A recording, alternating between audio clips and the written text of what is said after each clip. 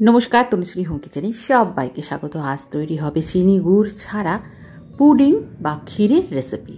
আর এই ক্ষীর বা পুডিং টাট মোল্ডে পরিবেশন করা হবে। আর এই টাট মোল্ড তৈরি হবে রাগি আটা দিয়ে।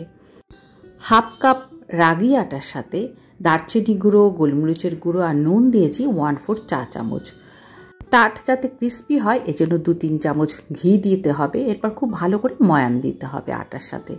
ফ্লেক্স সিড দিয়েছি যাতে টাট ক্রিস্পি হয়। গরম জল দিয়ে এবার সমস্ত উপকরণ মেখে নিতে হবে।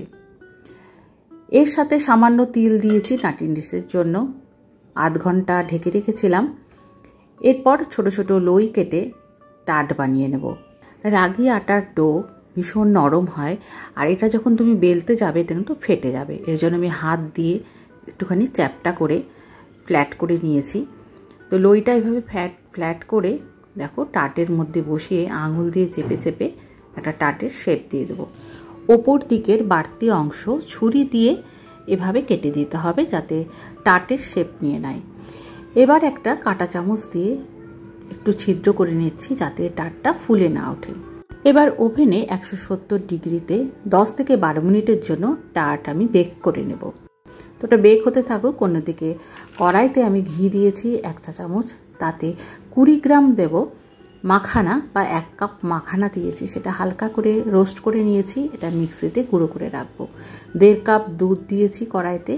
এর সাথে মাখানা যেটা গুঁড়ো করে রেখেছিলাম সেটা ঢেলে দিয়েছি। তার সাথে মিল্ক পাউডার দিয়েছি 2-3 চামচ।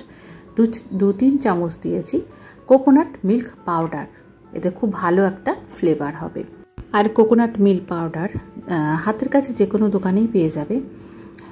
এর সাথে আমি ড্রাই ফ্রুটস 2 চামচ অ্যাড করেছি, কাজু, কিশমিশ আর আলমন্ড বাদাম। ভালো করে মিশিয়ে নারকেল কোড়া আমি 2 থেকে 3 চামচ অ্যাড করেছি। খুব সামান্য করে এগুলো অ্যাড করেছি, 2-3 চামচ করে। তো আজকে ডেজার্ট তৈরি হচ্ছে চিনি গুড় ছাড়া, একদম হেলদিভাবে। চিনি গুড়ের বদলে আজকে আমি ডেজার্টের সাথে মিশিয়ে নিয়েছি সুগার ফ্রি ন্যাচুরা, সেটা 3.5 চামচ। তবে তোমাদের মিষ্টিটা একবার চেক করে সেই অনুযায়ী সুগার ফ্রি ন্যাচুরা মিশিয়ে নেবে। অনেক সময় বাড়ির বয়স্ক সদস্যরা চিনি গুড় খেতে পারে না, কিন্তু মিষ্টি তো খেতেই হবে। তো মিষ্টি যারা খুব পছন্দ করে তারা এইভাবে কিন্তু ডেজার্ট বানিয়ে নিতে পারো। আচ্ছা, সব শেষে আমি এলাচ গুঁড়ো দিয়েছি আর একটু ফ্রেশ ক্রিম দিয়েছি, তবে ফ্রেশ ক্রিমটা একদম অপশনাল। সমস্ত কিছু দিয়ে ভালো করে নেড়ে চেড়ে মিশিয়ে নিলে মাখানা ডিলাইট বা মাখানা ক্ষীর তৈরি হয়ে গেল। অন্যদিকে রাগি টাট একদম তৈরি। এটা অনেকটা বিস্কুটের মতো খেতে লাগবে। তো রাগি টার্টের মধ্যে আমি এই মাখানা ক্ষীর বা মাখানা ডিলাইট আমি পরিবেশন করেছি। উপর দিয়ে একটু ড্রাই ফ্রুটস দেবো। তৈরি হয়ে গেল মাখানা ডিলাইট উইথ রাগি টাট। তো বন্ধুরা, আজ এই পর্যন্ত। আবার চলে আসবো নতুন কোনো ফ্লেভার নিয়ে।